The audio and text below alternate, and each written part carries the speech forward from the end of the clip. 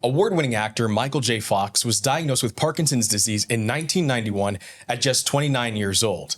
It's a progressive brain disorder that over time can strip away a person's movement and speech. Now, there's been some headway since he created his foundation on Parkinson's research back in 2000, but what's the latest? And what more can be done for the estimated 1 million Americans who have this disease?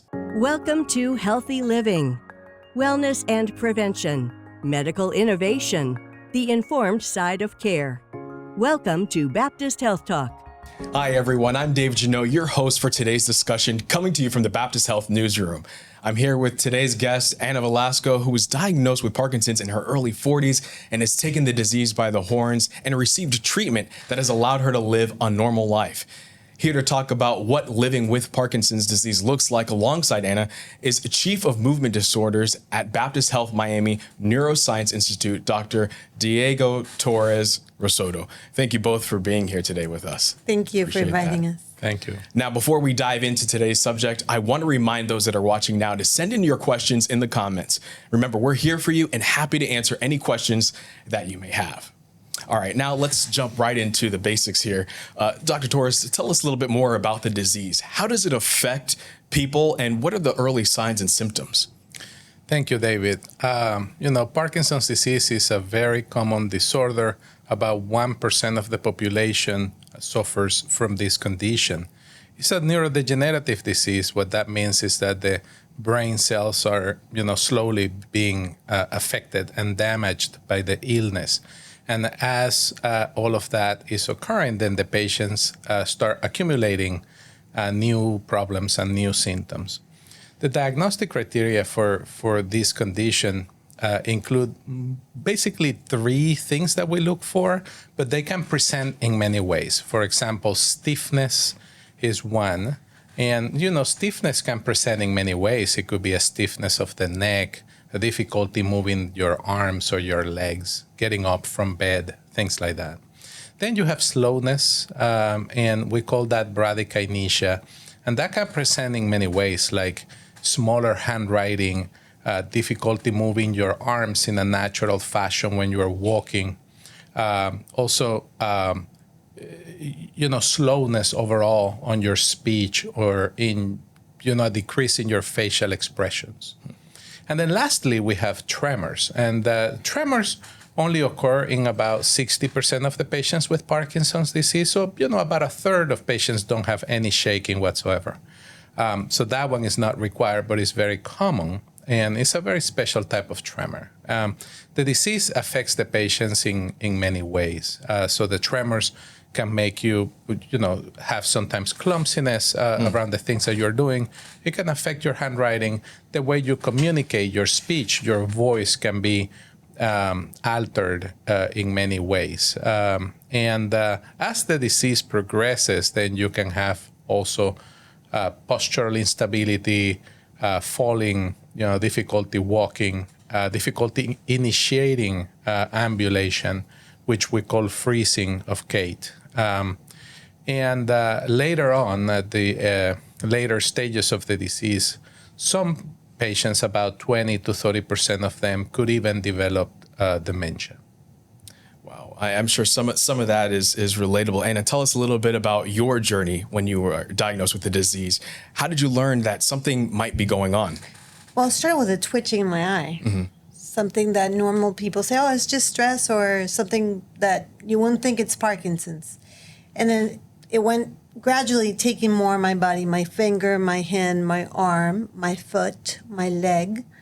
I'm a runner, and I said my leg has a mind of her own. I couldn't run. I would tell my leg, move, my leg just, no, I don't feel like it. Wow. That's when I said, okay, I got to see a doctor. I went to see a doctor February 14th, Valentine's Day, and I said, okay, go see the doctor. And the doctor said I have Parkinson's. So that's how I was diagnosed here in Miami.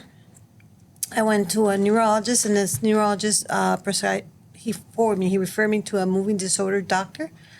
And I went to see Dr. Torres, and here I am. Now, as a progressive and degenerative disease, what are the stages of Parkinson's? So how quickly are the symptoms? Do they come, and how severe do they get? That's a great question, David. And I'm very passionate about that particular topic because patients always wonder, in what phase am I? Where am I? What's the stage of my disease? And in all honesty, I don't feel that the staging is as useful in terms of the care that we provide to the patients and how they feel. For example, when some of our patients come and they arrive the first day in the clinic, they might be at a moderate level of severity. So we say, okay, right now the stage would be 3. But if we start appropriate medications so that they can feel a lot better, some of these patients might, be looking down to just a stage 1, sort of almost normal because of the benefit from the medications. In the same way for, the advanced therapies that we can provide, the data shows that they get about 50% improvement of their symptoms. So the staging is not as helpful, I don't feel, for our patients, but it's important that they know that whatever they are suffering from, we can try and help them, and we have many options available to help them so that they don't have to stay in that situation, and so that we can help them improve their quality of life. Anna, talk to us about that moment when you got that Parkinson's diagnosis. What made you think that you could fight this knowing that there wasn't a cure? Oh, it's when I was diagnosed, the first moment is really hard. It's like you feel like your world just crumbles down, and like the Twin Towers. But you'll have 2 options in life. You either go and take the bull by the horns, or you just die. It's like you're driving a car and you got to be the driver. You can't be just the passenger and let everybody. The disease is a car. So I said, no, I'm not going to put up with this. I got worse, because it's a process. It's sure. Something, it's inevitable. But when you see that you wake up in a morning routine, you can't brush your teeth, you can't button your shirt, you can't brush your hair, there's so many things you can't do because your body every day is getting worse and worse. The things you take for granted. Yeah, exactly. And then you say, no, I got to do this. And I started working hard, and I said, I'm not the type of person that goes into internet and searches for information, because sometimes you get the wrong information. It can be a very dangerous thing to do. So sometimes. I have family who are doctors who tell me no. So I went and I asked Dr. Torres, and I know what I want to do. I want to get better. I need to get better. My work was getting slappy, and I was slow. My postures, just my back hurt. Your body aches from the bottom of your crown of your head down to your feet. So some days it's hard for you to move. You're tired. You don't have the strength. It's like your battery runs down. Thursday, I couldn't have any more battery for the rest of a week. Wow. So I couldn't live. I'm not that young. I'm 50. I'm 52, but I was not going to put up with it. No, not that many people know this, but as a neurological disorder, there's a link between Parkinson's and dementia. And I know maybe this might have been on your mind at the time, but if anybody that has Parkinson's, does that mean that they're going to get dementia? No. So there is a link, between this disease and cognitive problems and dementia. But about a third of patients might develop dementia with it as the disease progresses. But the majority of patients don't have any, severe alteration of the way they are thinking. However, many do feel that the way they are thinking, or the speed of thinking, the speed of processing, is different than before the disease start, and there are many things that we can do to help with some of those symptoms. But we at every comprehensive multidisciplinary Parkinson's disease center in the U.S., we screen for any cognitive abnormality in all, for all of our patients, basically, and make sure that we keep an eye on that whole situation.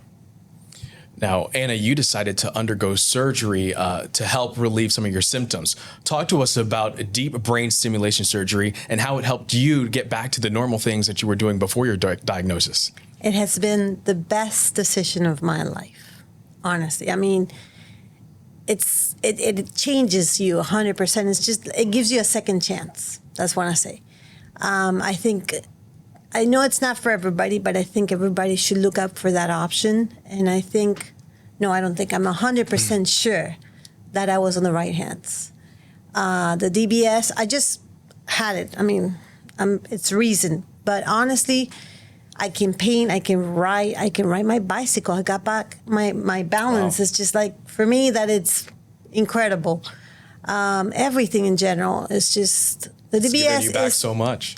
The DBS is the way. Who doesn't try to do it because they're scared, because it's a surgery because it's a tendency that people say, oh, it's a surgery, you're awake. I'm terrified of needles, terrified. I can just freak out. But if I have to go through that again, let's go. I'll do it.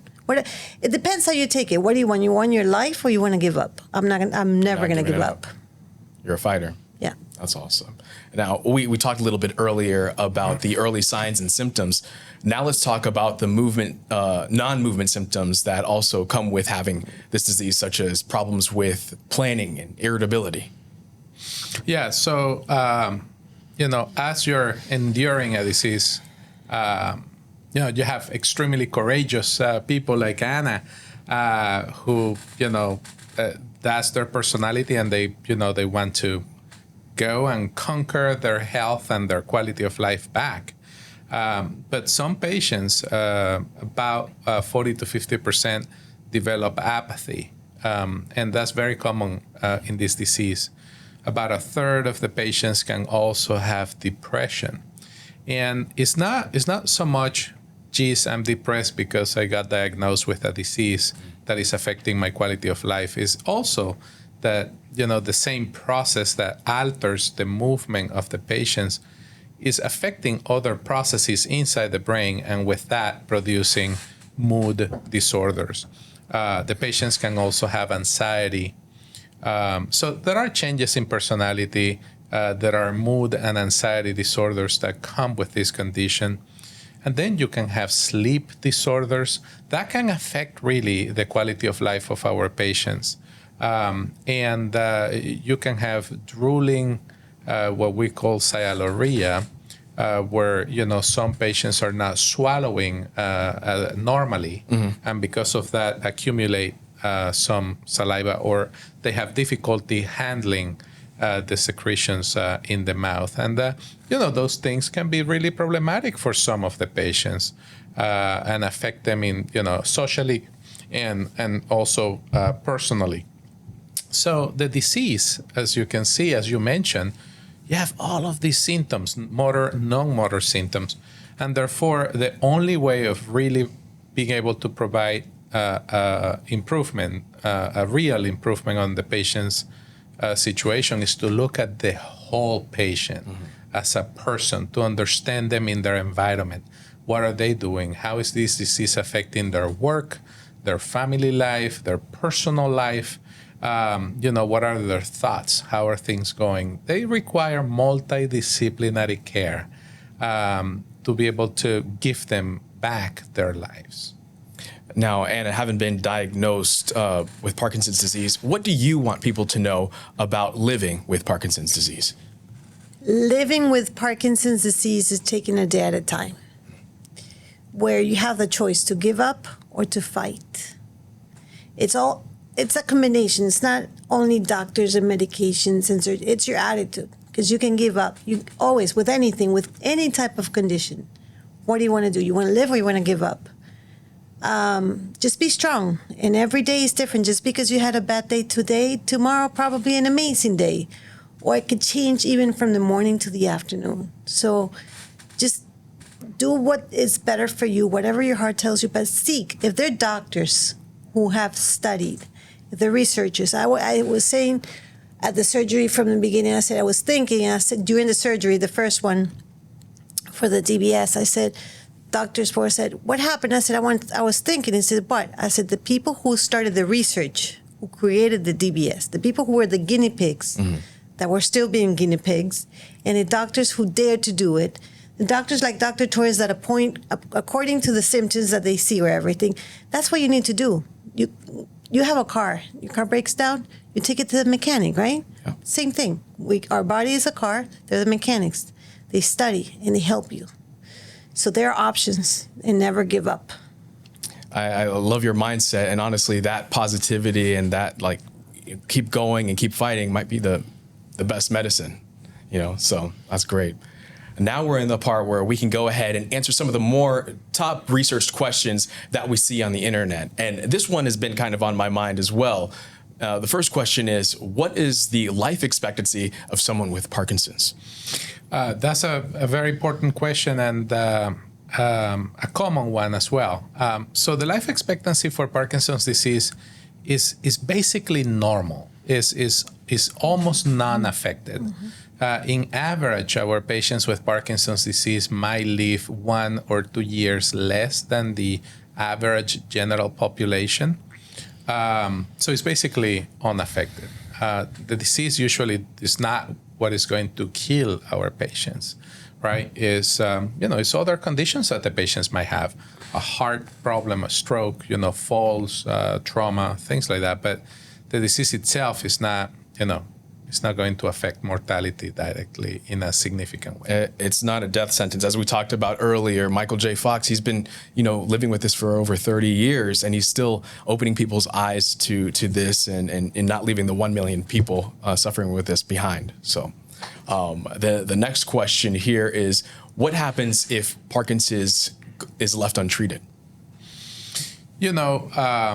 When this disease was described, few years ago, more than 100 years ago, the patients were definitely dying from the disease in a state that was not comfortable. They would be frozen, slowed down to a point of not walking, not moving, having difficulties with swallowing, with eating, with truly living their lives.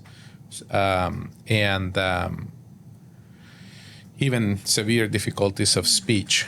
But we have had now medications for, dozens of years for Parkinson's disease that truly improve that reality. And we have just so many options in terms of medications, injections, procedures, and many more things that we do to improve the quality of life. So the reality of Parkinson's now is completely transformed. And one of the most important things that I remind people is the power of exercising and the power of enhancing physical activity. And I try to talk about that with my patients in most visits because it really can transform their condition and the quality of the days that they have ahead. Yeah. It's important to stay active. Don't just sit around. Try to do as much as you can, move as much as possible. Another top research questions: what is the hardest part about living with Parkinson's? It's a limitation. You feel like they take your freedom away. I mean, starting from the basic things: buttoning your shirt, getting dressed, brushing teeth, writing, working, typing, stress. So many things that the Parkinson's it's like it sucks up your life in a quiet way. So I wouldn't recommend, to leave it unattended, no way. Wow. This one I'm sure is on a lot of minds of our viewers, on the minds of a lot of our viewers. Is Parkinson's genetic? Yeah, so about, we would say about 20% of the disease is genetics and your genes and your predisposition of getting these conditions. And about 80% is environment, is what are your exposures to toxics and toxins and, chemicals and work-related exposures and the like. There are very specifically defined genetic diseases that cause Parkinson's disease. We have a list of many of these genes that if you have the mutation, your risk of developing the disease is extremely high. And in some cases, if you have the mutation, you will have the disease show up at some point in your life.